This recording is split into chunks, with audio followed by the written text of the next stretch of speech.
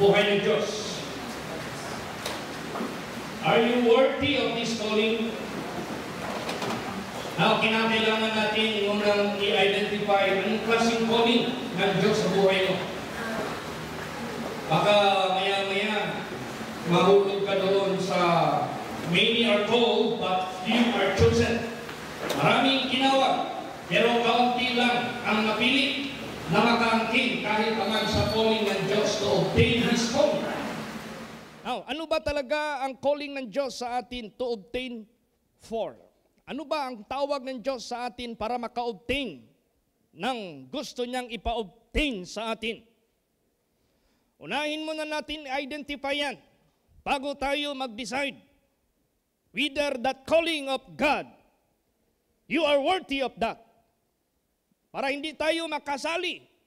Many are called, but few are chosen. Na hindi tayo makasali doon sa many. Dapat doon tayo makasali sa few na chosen na maka-inherit sa kingdom of God. Bakit kaya yung many na tinawag ng Diyos hindi napili na worthy sa calling of that? Dahil hindi nila first prioritize. Hindi nila prioritize ang calling ng Diyos sa buhay nila to obtain the kingdom of God. Pag hindi natin nagawa to prioritize the kingdom of God, that is the failure of our salvation. Tandaan niyo yan. Failing to make priority the kingdom of God is the failure of our salvation, which God hath called us. Makasama tayo doon sa mga many who are called but they failed to be chosen to inherit the kingdom of God. And remember this, it is not a judge na tao sa sanglibutang ito who will judge us. It is the perfect God. It is the holy God. It is the creator of the universe. He is the one that will decide, that will judge us whether we are accepted into His kingdom or not. And His requirement to enter the kingdom of God, make priority the kingdom of God. Amen? No excuse that is being accepted. No excuse that is being accepted. If you fail to make priority the kingdom of God, meaning to say, you prioritize other matters. Pag hindi mo nagawa, i-prioritize ang kaharian ng Diyos, you prioritize other matter. Failure of prioritizing the kingdom of God is the failure of your salvation. Tandaan natin yan. Kaya nga ang dami nag-expect dito na maligtas sila. Dami nag-expect dito na maligtas sila. Kasali sila sa called, but hindi sila kasali sa few who are chosen. Failure. Ang narinig nila, I do not know you, you workers of iniquity, depart from me. Dahil nung nabubuhay pa sila, iba ang kanilang priority. It is not the kingdom of God. So what kind of calling ng Diyos sa buhay natin na dapat natin ito'y priority? Basahin natin. 1 Peter 5:10. Praise the Lord. But the God of all grace, who has called us unto His eternal glory by Christ Jesus, after that He have suffered a while, make you perfect, establish, strengthen, settle you. Called us unto His eternal glory by Christ Jesus. Para bagang nagkuha ka ng license, registration, permits, there must be always has a signatory. Without the signature of the assigned or authorized signatory, that is invalid. Now, to inherit the eternal glory, to inherit eternal life, the kingdom of God, it is always by Jesus Christ. By obeying Jesus Christ. Praise the Lord. By following Jesus Christ. by keeping the words of Jesus Christ. Wala nang iba. Kaya nga giklaro na ganina ni Jesus, I am the way, I am the truth, I am the life. Nobody can go to heaven but by me. He is the signatory sa eternal glory na yan. Ngayon, nauna na mention dito yung but the God of all grace. What is that grace of God? We must be very careful of that grace of God. Even though that is the grace of God, but we should be very careful handling the grace of God. Dahil mismo si Paul nagbigay ng warning, do not and be not and do not receive the grace of God in vain. Yes, the grace of God can be in vain. The grace of God can be unsuccessful. The grace of God can be a failure if you don't know how to follow, how to handle the instruction of the grace of God. Praise the Lord. Hindi lahat nag-enroll dyan sa kolehiyo makagraduate. Hindi lahat nag-take ng board exam makapasa. If you are not very, very careful dealing with that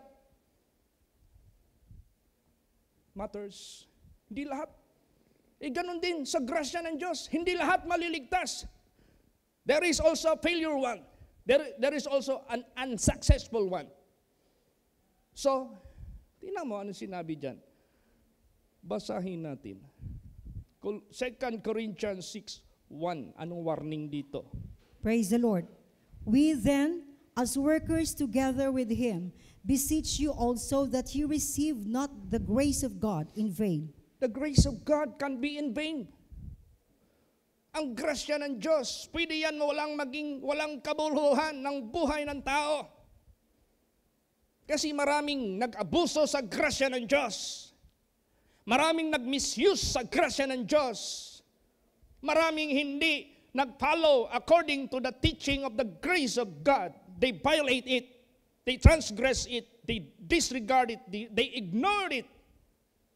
So kahit nagpakita ng Diyos ng great grace para maligtas ang tao, but this could be very much possible to be in vain sa buhay natin. Kung hindi natin ito ingatan, kung hindi natin ito pagsikapan, kung hindi natin ito i-prioritize sa buhay natin. So kung meron mang in vain pertaining the grace of God, remember grace of God ito. This is God's grace. Pwede maging in vain at pwede ring maging failure. Basahin natin. Hebrews 12:15. Praise the Lord.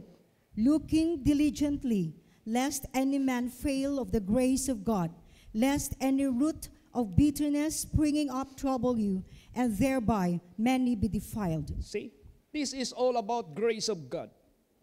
Grace of God can be in vain. Grace of God can be a failure sa sino man sa atin.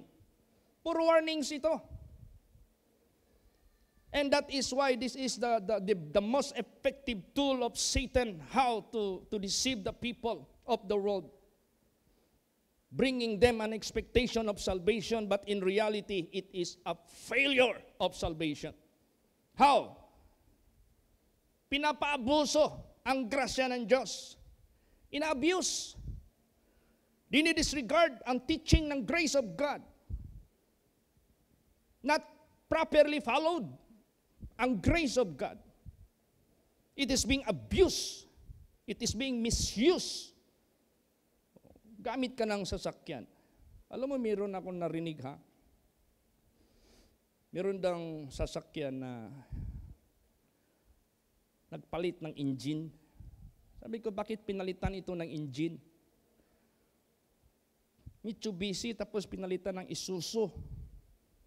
Ano nangyari sa engine? Hindi na ba ma-repair? Malaki daw ang damage. Ikaw, ano ang damage? Habang tumatakbo forward ang sasakyan, na-shift doon sa reverse. Pag ma-shift yan sa reverse, yung gear niyan, maharos yan. Reverse So nasira dahil na misuse. Ganon din ang grasya ng Diyos. Don't ever misuse it. Maging failure yan sa buhay mo. So tingnan mo, maliwanag yung mga verses. Grace of God can be in vain. Grace of God can be a failure. Now, how to handle the grace of God? We have to obey. We have to follow the teaching of the grace of God. Because the grace of God, it is a certain way of our salvation. If you use it accordingly, properly, kung gamitin natin ang grasya ng Diyos, tingnan mo si Paul, ginamit niya ang grasya ng Diyos properly. Anong sabi ni Paul? I am what I am by the grace of God. And the grace of God that was bestowed upon me was not in vain. Why? Because Paul did follow the instruction of the grace of God. What is the instruction of the grace of God? What is the teaching of the grace of God? Basahin natin. All right. Titus 2:11 and 12. Praise the Lord. For the grace of God that bringeth salvation has appeared to all men, teaching us that denying ungodliness and worldly lust, we should live soberly, righteously, and godly in this present world. Ayan. Kung ating pinapriority ang kingdom of God sa buhay natin, kung ating pinapriority na makatakas tayo sa eternal hell, kung ating pinapriority na hindi tayo maka-experience ng entrance doon sa impyerno na wala ng exit, kung ayaw nating ma-experience ang wrath of God, which is eternal punishment against those who do not believe and obey Him, kung hindi tayo gusto maimpyera, make priority the kingdom of God, using the grace of God. Use the grace of God correctly. Use the grace of God effectively. Use the grace of God properly. Ligtas ka 100%. Praise the Lord. The grace of God that bringeth salvation hath appeared unto all men. Walang masisisi. Walang sino mang makapagsisisi. God made it to appear unto all men. The grace of God that bringeth salvation. Hindi pa yan tapos. Kung basahin mo yung verse 11, ang pinaka-last word dyan, men. Gusto magligtas sa lahat ng mga tao. If you notice what is the sign, ano ba yung, saan ba nabilong yung dot, comma, apostrophe, question? Ano yan? Sa English? Ha? Mga? Ha? Okay, punctuation mark. Kasi may may mga siya functions, meron yan siyang impact sa sentence. Ito, comma. Pag comma, nag-post lang, but the complete message na gustong i-emphasize, hindi pa binigay lahat. Pag na-emphasize na lahat sa isang sentence, period ang ilalagay. Pag sinabing comma, continuation, merong continuation. Ano yun? Oo, ang grasya ng Diyos naghatid ng kaligtasan at nagpahayag at nagpakita sa lahat ng mga tao, comma. Teaching us that, may tinuturo ang grasya ng Diyos na magliligtas sa atin. We must be very careful for this. Teaching us that denying ungodliness and worldly lust. Saan ang source ng ungodliness? Saan ang source ng worldly lust? Sa sarili natin. That's why si Jesus, pag magsalita, direct siya. You want to follow me? You want to enter into the kingdom of heaven? You want to be saved for your eternal life? You want to be saved for your eternal glory? You want to be saved for your eternal peace? You want to be saved for your life eternal? Deny yourself. This is all about ungodliness. This is all about worldly lust. Itong sarili natin. Dapat ma-deny yan. Anong deny? Do not agree with him, with her. Do not agree with that. You deny it. Don't follow it. Don't believe it. Don't obey it. Deny. And what we should do, we should live soberly. Soberly, prayerfully. Soberly, watchful ka. Soberly. Hindi ka basta-basta natutukso sa pagkakasala. Soberly, hindi ka basta-basta na dideceive ni Satanas sa sanglibutan ito. Soberly, hindi ka basta-basta na move sa pananampalataya mo sa Diyos. Soberly, hindi ka na-change kahit naman sa inyong objective, seeking first the kingdom of God and His righteousness. Righteously. Not by your own way, but the righteousness of God. You are very careful in your righteousness, because the only righteousness that is acceptable into the kingdom of heaven is His righteousness, God's righteousness. And godly, when? In this present world. Kailan mo gagawin ang soberness sa buhay mo? Kailan mo gagawin ang righteousness? Kailan mo gagawin ang godliness sa buhay mo? In this present world. Praise the Lord. That is the way of salvation. That is the way to be accepted into the kingdom of heaven. Kaya gamitin natin ang grasya sa Diyos. Tulad niyan, ba't di ka nakarating sa linggo? Marami kang excuses. Ang totoo lang, you prioritize other. Bakit hindi ka nakasunod sa commandments ng Diyos? Sa totoo lang, marami kang excuses. You prioritize other matter. Failure, prioritizing the kingdom of God is the failure of our salvation. Yan ang totoo. Pag dininay mo yung sarili mo because you want to prioritize the kingdom of God. Pag dininay mo yung worldly lust and ungodliness dahil gusto mong i-prioritize ang kingdom of God. Pamumuhay mo na righteous in the sight of God, godly ka sa harapan ng Diyos, sober ka sa harapan ng Diyos because you want to prioritize the kingdom of God. Prioritizing the kingdom of God is the success of your salvation. Praise the Lord. Yan ang dapat gawin. Alam mo, may pahayag ba si Jesus? Naalala ko. Kung babalik ako ngayon sa lahat ng taga-holy place, walo lang ang maliligtas. Ano ngayon naging clamor?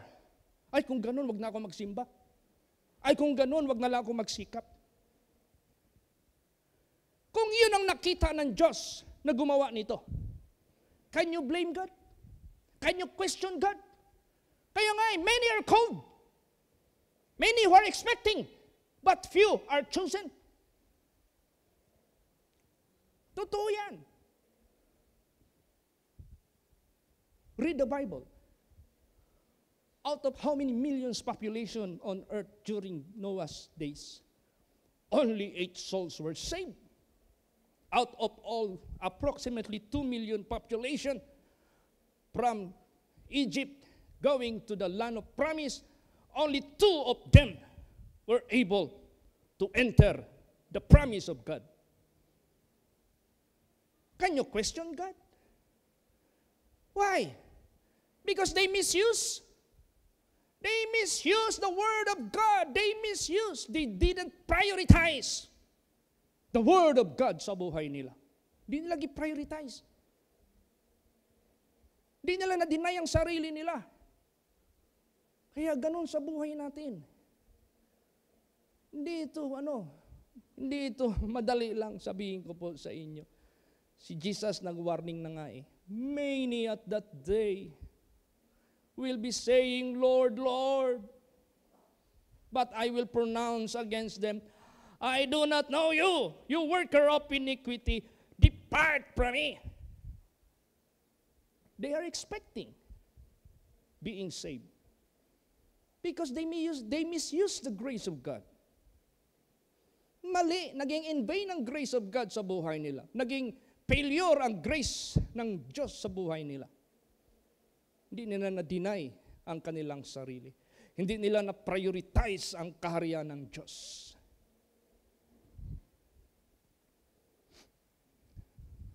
Ngayon, don't ever fail to be ready for the rapture. Huwag mo talagang i-fail na madala ka at handa ka sa rapture. Kasi if you failed, maiwan ka sa rapture.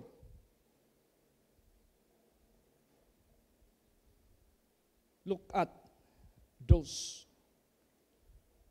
Mahirap na masyado.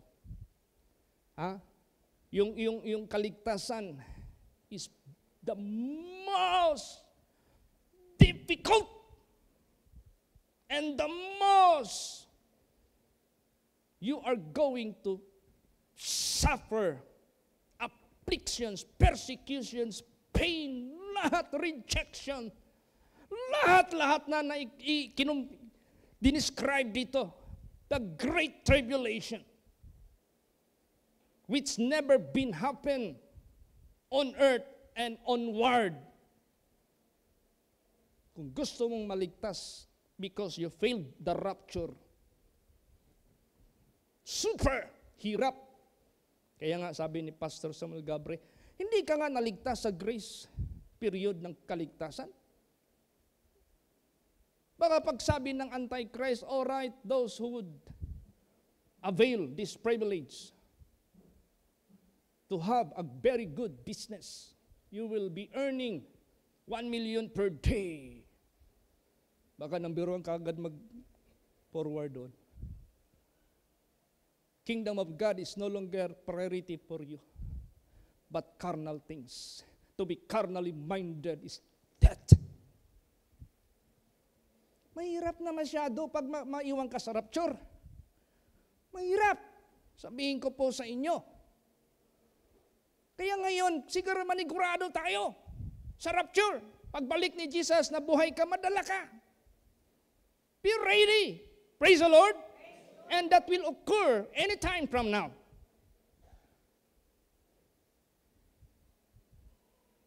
So, ang na-mention dito sa main verse, basahin ko ulit.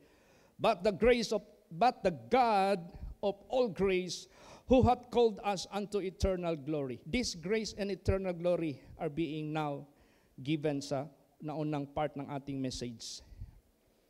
After that ye have suffered a while. What kind of suffering?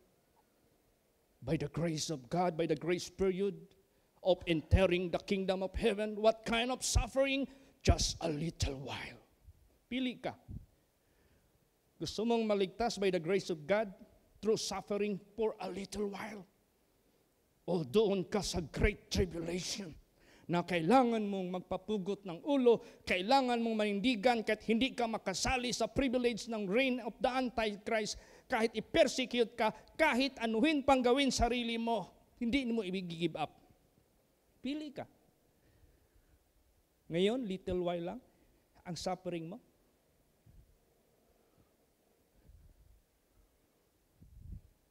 Tandaan natin yan. Kung grace period ang gamitin natin properly, accordingly, effectively, little while lang ang ating suffering. Praise the Lord!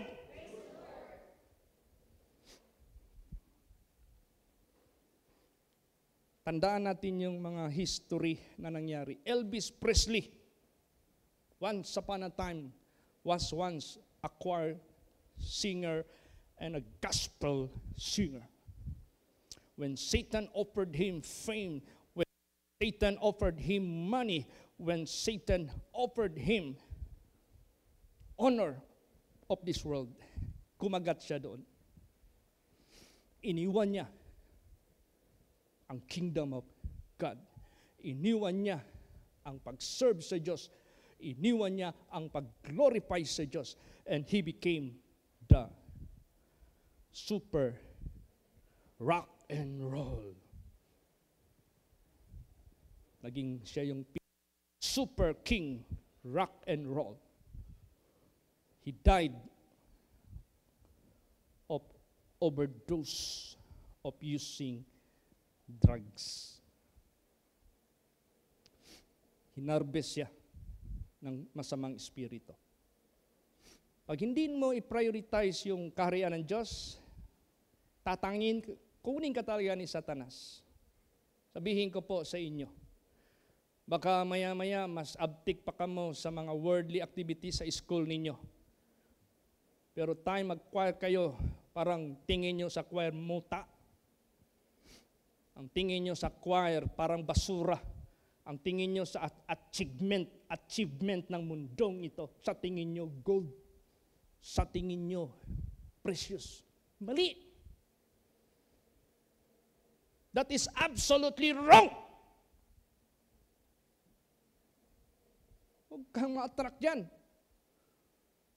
We have to choose what kind of honor na inyong di ba sabi na ni Jesus, isang honor lang ang aking hinahangad, honor from God. Not the vain honor and glory of this world. Kaya, itong kunting suffering, pumasok na tayo lahat dito. Habang nabubuhay tayo sa sanglibutang ito, don't ever be engaged in worldliness. Don't ever be engaged of lust of the flesh, lust of the eyes, and pride of life in carnality. Don't ever be with them. Enter into the gate of heaven which is straight. Enter into the kingdom of heaven with Christ by suffering. Little while lang ang suffering ang hinihingi ng Diyos sa buhay po natin. Basahin natin ang Romans 8:17. Praise the Lord. And if children, then heirs, heirs of God, and joint heirs with Christ, if so be that we suffer with him, that we may be also glorified together. Anong klaseng suffering? Suffering which is a very distinguished, it's a very particular, it is very focused. What kind of suffering? Which is little while suffering of entering the kingdom of heaven? The suffering with Christ. The suffering with Christ. Praise the Lord. Kaya nga sinasabi dyan Christ hath suffered in the flesh. Arm yourselves likewise with the same mind, because they that hath suffered in the flesh hath ceased from sin.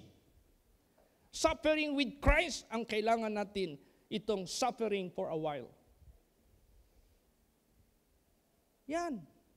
Ang gusto ng Diyos, suffering for the godliness sake, suffering for the righteousness of God's sake, suffering for the kingdom of God's sake, suffering for Christ's name's sake. Let us suffer with Christ.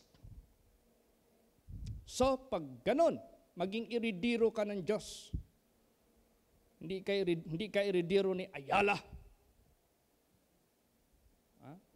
Tingnan mo yun si Pastor Manny sa testimony niya.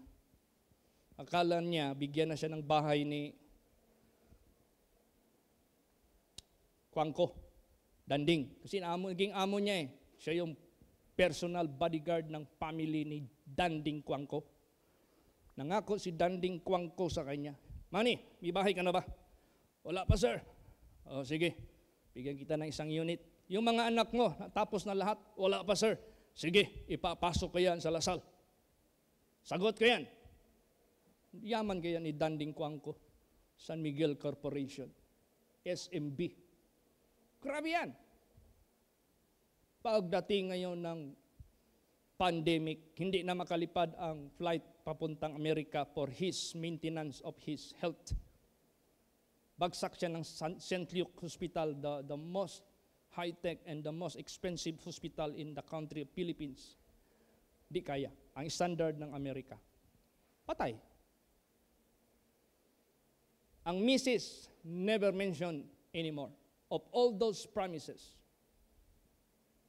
became void and useless. Yan ang lahat ng tao na umasa sa mundong ito. Kaya gusto ng ating Panginoong Diyos, let us believe, let us hope of all His good promises, and let us use the grace of God properly, orderly, correctly, effectively. Praise the Lord! Huwag nating abusuhin yan. Ear ka ng Diyos. Hindi ka ear ni Ayala, hindi ka ear ni Kwangko, hindi ka ear ni Henry C., hindi ka ear ni Gokongwe, hindi ka ear ni Lusutan. Ear ka ng Diyos. Don't belittle that. Don't misinterpret that. Don't disregard that. Treasure it into your heart so that you will do the prioritizing of that. Praise the Lord. Yan ang priority. Tingnan mo yung mga binigay na mga parable sa kingdom of God. Forsake all to obtain the kingdom of God. Takwil mo lahat para maangkin mo yung kingdom of God na yan. Prioritize it. Huwag kang mag-dare na hindi ka maghanda ngayon, so maiwan ka sa rapture. So you will be suffering great tribulation. Can you afford? Makaya mo? Di mo makaya sa panahon sa grasya. Pero kaya wala namang last recourse, yun naman lang talaga. Masayang-masaya yung mga tao, merong net sa bukid, merong net kahit saan. Wala na atang dead spot ngayon. Gagamitin man yan ng Antichrist. Wala nang makatago. Mountains are no longer safe. Remote areas are no longer safe to hide after rapture. They are no longer safe. They are already monitored. They are already being projected. May tao dyan, wala. Kaya nga bilangin ang population ng mundo by satellite. Pag-detect ng ulo ng lahat ng tao na pumipitik yung brain cells at dahil dala ng puso, register ka agad yan sa computer. Counted lahat yan. Wala nang matago eh. And someday, gagamitin niya ng Antichrist. Hindi na uso yung magbili ka ng bundok kay sa maiwan ka sa maiwan ka sa rapture. Nandiyan na yung great tribulation, the Antichrist will rule. Safety ka, no, walang safe. Ang pinaka-safe, manigurado ka sa rapture. That is how God made the safety for the people of God na maniwala sa Kanya, rapture. Praise the Lord! Kukunin ka talaga dito. God will not let you experience the great tribulation. Yan ang paghandaan natin. Ang death, ang ilagay sa isip natin, be thou faithful unto death. Yun. Naghahanda ka sa rapture, faithful ka. Kung hindi ka madatnan na buhay, dalhin mo yan hanggang kamatayan. Anyway, ang lahat na namatay na handa sa kaligtasan with Christ. They died with Christ, not with Satan. Then they will reign also with Christ. They shall be also resurrected with Christ. When Christ was resurrected, He went, ascended up into heaven. So if you died with Christ, if you suffered with Christ, you will also reign with Christ. Priority yan. Yan talaga ang unahin. So, suffer for a while lang. Ang ni-require ng Diyos sa atin, what is lifespan? Napakabilis lang. Ang dami na nating mga kapatiran who were with us before. Count them. How many of them? Sister Emma, Brad Charlie, kagabi nag-service kami doon sa survivor ng batch ni Pastor Samuel Gabriel, the first generation of the Holy Place congregation. Sila na lang itong halos na iwan na survivor sa first gen. Sister Emma, second gen na yan kasi anak yan ni Pastor, na-adapt niya ni Pastor. Batch yan sila ni my wife and me. Second generation na kami. Nag-service kami doon kagabi. Sabi ko, this is the surviving first generation. 86 na si nanay. Praise the Lord. 83 naman si Tatay Elmo. Nag-testimony si nanay, naghingi talaga ako kay Jesus ng extension of life that I can witness the wonderful works of God. Now, what are those wonderful works of God? Ang kanyang mga anak na nagsi-asawa at nanganak, at yung kanyang apo nag-asawa, nanganak, at sumampalataya kay Jesus Christ, nandoon sila lahat nakikinig. These are the wonderful works of God that you witness. The salvation of your entire family. Not anything else. Inventions of this world, no, that they are nothing. Kaya in-explain doon sa birthday celebration sa birthday ni Minmin. This is celebration of Jasmine Aria. This is not our celebration. This is her celebration. But since she is just 1 year old, she doesn't know about all the value of being human. But we who are matured, we therefore celebrate it for her. But someday, somehow, paglaki niyan, she can understand how wonderfully God made her. How miraculously God made her in the likeness of her Creator.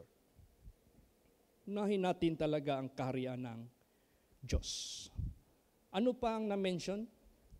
Suffered a while, make you perfect. Hindi ba pwede na you remain imperfect? Baka isa ka doon sa mga mag-fail. Imperfect is the failure of your salvation. Because that is an indication of your disobedience to the perfect God. The reason why you remain imperfect because you refuse to obey the perfect God. Why you are being considered as a perfect? Because you obeyed the perfect God. If you are perfect, that is an indication of the obedience to the perfect God. That is why, isa dyan, make you perfect. Praise the Lord! God will make you perfect. Submit. Di ba? Mayroong simplified na, if God is dealing and approach you, submit all the way, all the time. If Satan deal you, approach you, resist. God will make you perfect. Submit. Pag sabi niya, deny ungodliness, worldly lust, you should live soberly, righteously, godly in this present world. Do it. Gawin mo. Praise the Lord. Maggalit man ang mundo. Gawin mo. Maggalit man si sarili mo. Gawin mo. Ituloy mo. Masaktan man ang sarili mo. Never mind. Kung ayaw mo maimpyerno. Kaya nga isa dito maimpyerno, lovers of themselves more than lovers of God. Alam mo, nung nag-preach si pastor, grabe yun, pag magsalita yun, piercing talaga yung ano niya voice niya. Di ko makalimutan. Pag magsabi siya na, Jesus said, if you cannot hate your mother, your father, your sister, your brother, even your own self, you can never be His disciple. Totoo naman yan. Number one naman talagang kaaway itong sarili natin. Kaya nga, deny ang godliness, worldly lust. So, isa dyan, make you perfect. Submit ka lang dyan sa Diyos. Yan ang pinaka-importante. Submission to the will of God. Basahin natin. Hebrews 13:21. Praise the Lord. Make you perfect in every good work to do His will, working in you that which is well-pleasing in His sight, through Jesus Christ, to whom be glory forever and ever. Yes. Make you perfect. Kanina, making you perfect. Ngayon, make you perfect. So, nanggaling sa Diyos ang will to make you perfect. Nanggaling sa Diyos ang objective to make you perfect, to make us perfect. Nanggaling sa Diyos ang initiative. He initiated it for you to be perfect. But how about our part? How about your part? Yes, God has initiated it for you. Yes, God had made it for you to make you perfect. How about from you? How about from me? Do we have any participation? Do we have any part? Of course. Meron tayong part talaga. Kasi pag hindi natin gawin yung part natin, hindi maging successful ang perfection. Basahin natin kung meron ba tayong part. 2 Corinthians 13:11. Praise the Lord. Finally, brethren, farewell. Be perfect, be of good comfort, be of one mind, live in peace, and the God of love and peace shall be with you. Yan. Finally, brethren, pag sinabing finally, this is it. Your complete salvation. This is it. Your eternal life. This is it. The kingdom of God para sa buhay mo. Ano? Be perfect. Praise the Lord. Don't question it. Don't doubt it. Just submit it. Submit unto it. Pasakop ka lang. Just say, yes, Lord. I will be what you want me to be. Pag sabi niya, be perfect, then be perfect. Because He will make you perfect. So whatever those perfection, by the ways of God, by His own way, submit ka lang. Obey ka lang. You are perfect. 100%. Praise the Lord. Hindi na magsanga-sanga pa yung isip natin na naghirap-hirap at hindi mahirap dyan, obedience lang kailangan ng Diyos. Obedient to the perfect God, you are perfect. Disobedience to the perfect God, you are imperfect. Because you didn't submit to the perfect God. Submission lang gusto ng Diyos sa atin. Be of good comfort, of one mind, be of one mind, live in peace. The God of love and peace shall be with you. Now, turuan tayo ni Jesus Christ ng perfection. Bago ang rapture, ito ang dapat present nating status. Bago ang rapture, ito ang dapat wag nating gawin. Basa. Matthew 24:16 hanggang 20. Praise the Lord. Then let them which be in Judea flee into the mountains. Let him which is on the housetop not come down to take anything out of his house. Neither let him which is in the field return back to take his clothes. And woe unto them that are with child, and to them that give suck in those days. But pray ye that your flight be not in the winter, neither on the Sabbath day. Yan. Itong last verse, may word dito na flight. Pag sinabing flight, that is going upward to somewhere. From the ground to the air. That is flight. Flying. That is the rapture. That is the second coming of Jesus Christ in the clouds, how He will caught up the faithful ones up into heaven. That is the flight. And before that flight shall happen, sinabi dito sa verse 16, then let them which be in Judea flee into the mountains. You know this word, place of Judea. Sabi ko, what is Judea at this present day? Sa Israel, that is West Bank. Judea today is the West Bank. Then I tried to read more information about the West Bank. There are 2.9 million population. So that is urbanized. Ciudad West Bank. Pero well-known sila sa maraming bukid. Sinabi dito, let them which be in Judea, in the city of Judea, flee into the mountains. Naalaala nyo yung Sodom and Gomorrah, saan pinatakbo si Lot and his family? Mount Zoar. Mount is, spiritually speaking, holy place. Away from worldliness, away from sinfulness, away from carnality. Moses spoke, or God spoke to Moses in the mountain of Sinai, because the presence of God is away from sinful atmosphere. So ikaw, naghiwalay ka na ba sa makamundong pamumuhay? Did you stop? Did you depart? Did you away? O kahit hindi ka nga nagpunta sa kabaret, nanonood ka naman ng mga pornography. Hindi ka nga lumalabas dyan sa mga gays na yan, na mga beauty pageant na yan, mahilig ka naman magtingin.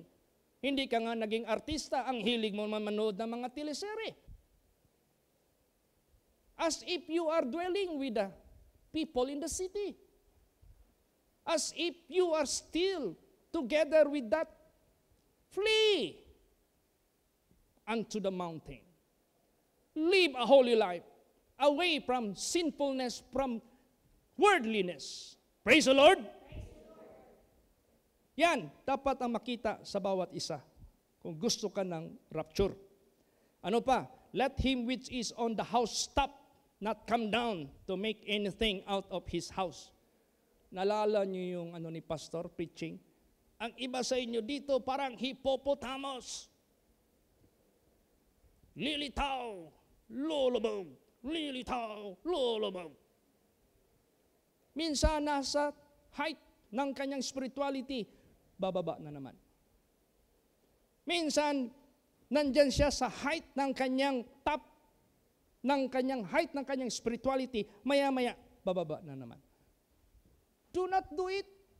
Kung gusto mo talaga makasama among the few chosen and not among the many, do not gamble your rapture. The rapture, do not gamble it. Huwag mo isugal yan.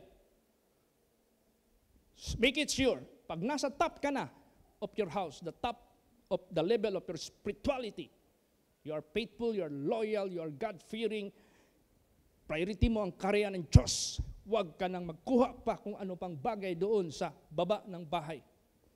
Don't do it anymore. Praise the Lord.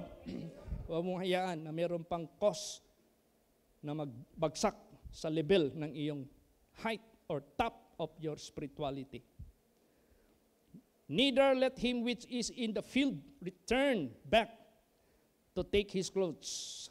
Remember, Mrs. Lot, papunta na sana siya sa kaligtasan, lumingon siya sa likuran niya. We are in the field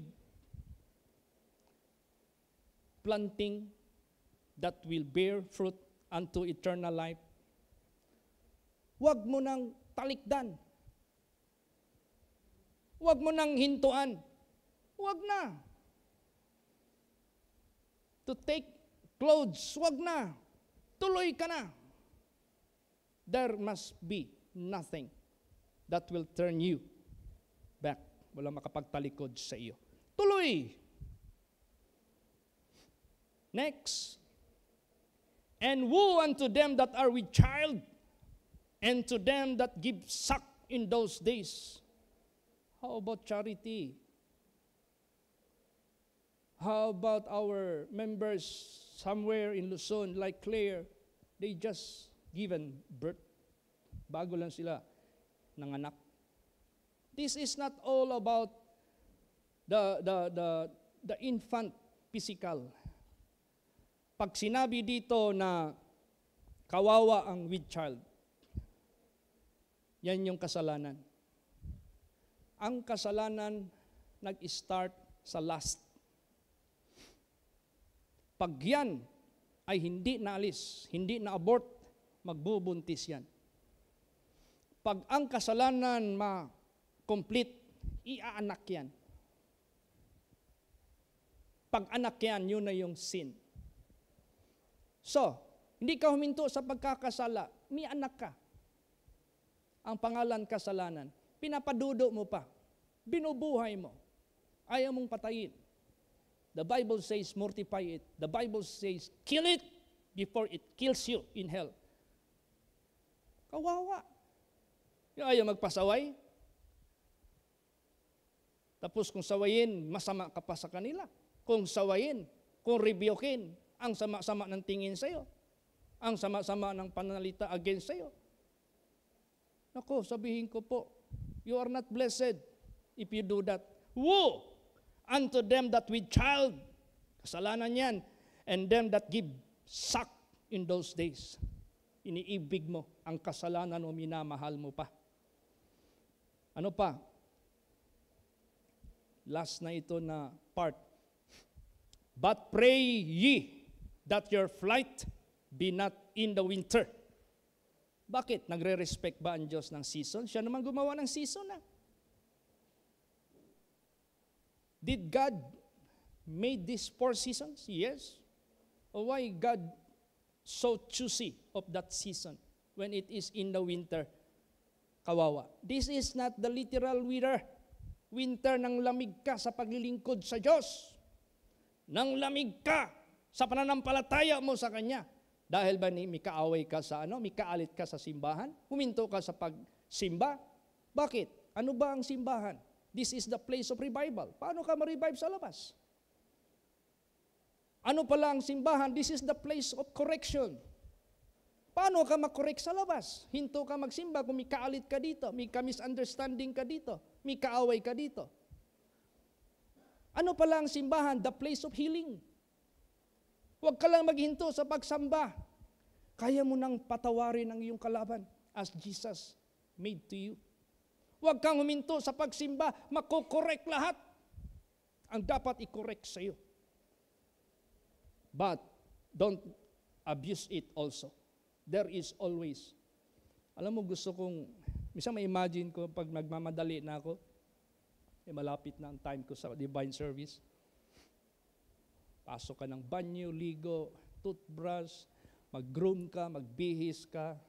Minsan sa busy natin, mas mabilis pa yung clock. Tak, tak, tak, tak, tak, tak, tak, tak. Pag lingon mo, late na ako. Kaya gusto ko maglagay ng puro clock sa bahay para lahat ng tingin aware ka. Now, what do you mean of that? Let us be aware of the rapture. We have to conclude it. Never come late. What late? Of arrival? Yes. What arrival? Our readiness. Sino yung na-late sa arrival? Those who are unprepared. Sino yung on time, tinanggap sa arrival nila pagsalubong ng kanilang groom? Those who were ready. The readiness must be always upheld. Praise the Lord. Dapat patuloy yan sa buhay po natin.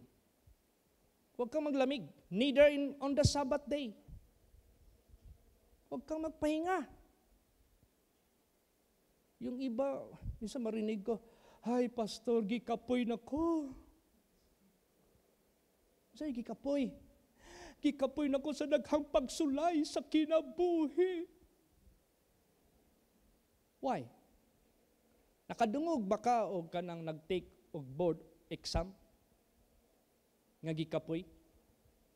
Because they are pursuing their professional future, maging professional sila. Di yan kapuyo na, inspired yan. Itong mga pagsubok sa buhay natin, this is the time to prove our loyalty and our faithfulness and obedience to our God. Do it with excitement, do it with energy, do it. Don't be weary because you are pursuing the kingdom of God. Praise the Lord. You are pursuing eternal glory of God.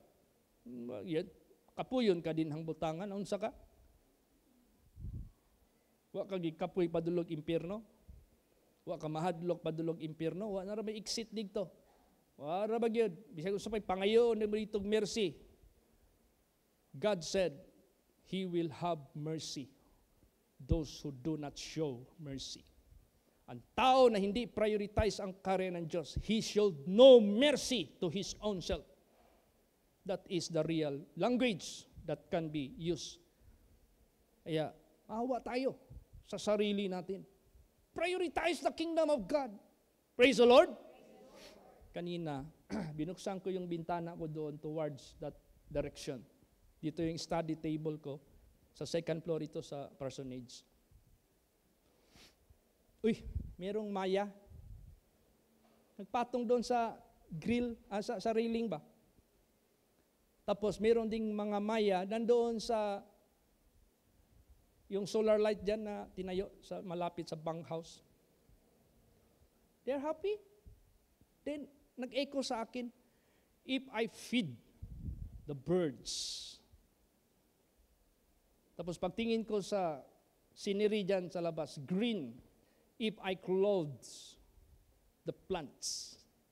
Tapos nag-echo sa akin, how much you if you serve me? How much you if you believe me? How much you, lalo na ikaw, you are better than them. Unahin ang karya ng Diyos para mag-click yung pangako ng Diyos. And all these things will be added unto you. Praise the Lord! Sabi ko, iba talaga yung actual makita mo yung mga sinasalita ng Diyos. Yan.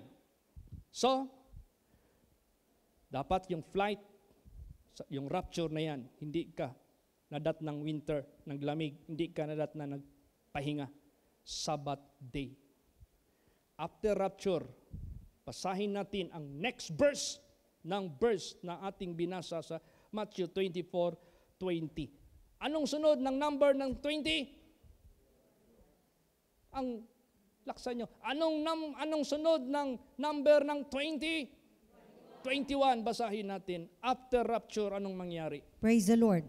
For then shall be great tribulation, such as was not since the beginning of the world to this time, no nor ever shall be. Yan. Kaya huwag mong i-fail ang rapture sa buhay mo. Right after the rapture, for then shall be great tribulation, such as was not since the beginning of the world to this time, no, nor ever shall be. Ito na ang pinaka super difficult in entering the kingdom of God, because He will let Satan rule over the earth.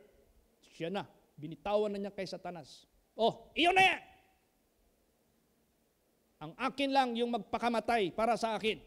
Ang akin lang yung maka-bear ng inyong persecution sa kanila, na kahit anong inganyo nyo sa kanila, hindi nyo sila ma-convince. Yun ang akin. Kunin mo ang iyo. Yan ang totoo. Kaya itong panahon ng grasya na ito, see to it you are of Him. Praise the Lord. kung ano mamatay ka, di ka makasama sa first resurrection. Makasama ka sa general resurrection. Makasama ka sa separation doon sa mga goats, doon sa left side. Wala na. For then shall be the great tribulation, such as was not since from the beginning of the world. Grabe yan. Di basta-basta yan. Sabihin ko po sa inyo. Hinintay lang niya makuha yung mga faithful niya sa rapture. Yun lang ang nakapigil.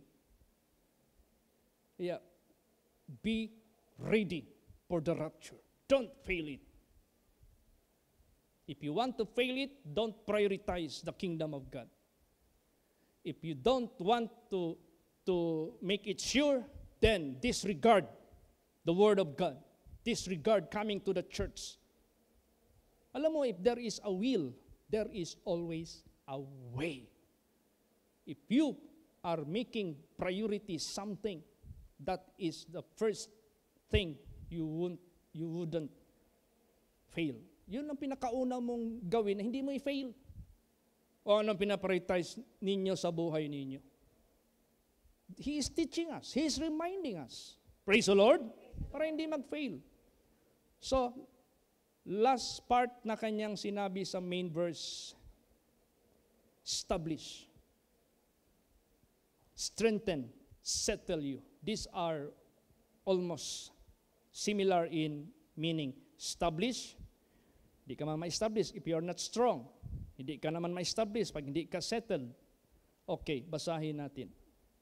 2 Thessalonians 3, verse 3. Praise the Lord. But the Lord is faithful, who shall establish you and keep you from evil. Yeah. How God will establish us, keep me from evil. You must be away. You should not be part of evil, but you are away from evil. Away from worldliness, away from sinfulness, lahat. Hindi man magawa natin yan if we cannot deny ourselves. Lagi tayong susunod dyan kay Kristo. Non-stop talaga. Basa pa, 2 Thessalonians 2:12. 17 pala, sige. Praise the Lord. Comfort your hearts and establish you in every good word and work. Yes. Dapat ma-establish tayo sa hindi bad words ang lalabas sa bibig natin. Good words. Hindi rin bad work ang gagawin natin. Must be good work. Dalawa ito. Dapat ma-establish tayo sa good word and good work. Praise the Lord! Yan ang dapat nating tandaan. Huwag tayong magpa-deceive sa ating sarili ni magpadala sa ating emosyon. Next, Colossians 2:7. Praise the Lord. Rooted and built up in Him and established in the faith, as ye have been taught, abounding therein with thanksgiving. Yes. Rooted ka. Built up ka sa Panginoon. Hindi sa kanino pa mang tao, hindi sa kanino pa mang mundong ito. Sa Kanya talaga. Established in the faith. Yung faith mo, established sa Panginoon. As ye have been taught, abounding therein with thanksgiving. Grabe na ang turo ng Diyos sa atin. Dapat dyan tayo mag-excel, dyan tayo mag-abound. Hindi kay, ang dami ng turo. Nabulok lang. Ang dami ng turo. Na-expired lang. Ang dami ng turo. Na nag-molds na. Walang kain-kain. Inayaan lang dyan. Walang application. Kaya habang tinuturuan tayo, ang dami niyang turo sa atin. Sa faith natin, sa pag-establish sa atin, huwag nating hayaan yan. Disregarding. Huwag. Abounding therein with thanksgiving. Abound tayo sa faith sa Diyos. Abound tayo sa perfection. Abound tayo sa pagka-spiritual minded. Unahin ang karya ng Diyos. Then, with thanksgiving. Thank you, Jesus, for being saved. Thank you, Jesus, for the blessed assurance. Thank you, Jesus, for the blessings. Puro pasalamat. No regrets. Praise the Lord. Kaya, huwag magpa-deceive kay taning. Next, Colossians 1:23. Praise the Lord. If we continue in the faith, grounded and settled, and be not moved away from the hope of the gospel which ye have heard, and which was preached to every creature which is under heaven, whereof I, Paul, am made a minister. Yes. Patuloy sa pananampalataya, nakaugat ka na. Talagang settled ka na. Hindi ka na magbago-bago. Hindi ka na ma-move. Ang pag-asa mo sa gospel, hindi ka na ma-move. Sa aming narinig, sa aming na-preach sa inyo, sa lahat ng mga tao, ilalim sa langit, ako ang alagad ng Diyos, ang kanyang ministro. See, kumpleto tayo by the grace of God sa kanyang mga teachings. Continue, wag ka na. Kaya nga, I am so thankful for using Pastor Samuel Alcabre. He made the will of God to preach the gospel with all authority, with all the wisdom. And I am one of those who benefit the truthfulness and the effectivity of the gospel of Christ. Diyan tayo mag-abound. Praise the Lord! Kayo nandito sa compound, pag makapunta kayo ng devotional dito, gawin ninyo. Kung hindi kayo makapunta sa devotional, bumili kayo ng headset. Mag-review kayo. Magkano lang yan? Give quality time for the gospel of the Lord. Praise the Lord! Concentrate kayo mo sa ibang trabaho.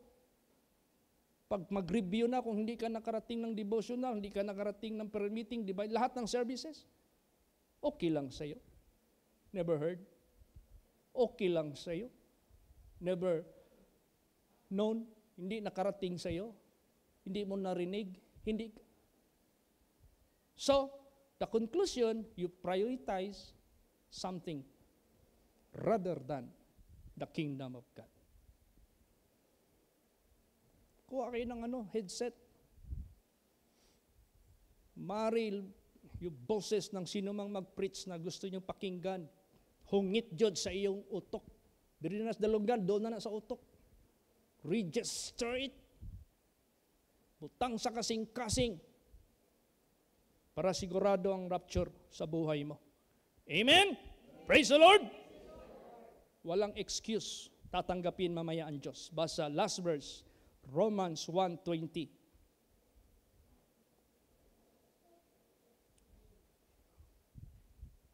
Sige. Romans 1:20.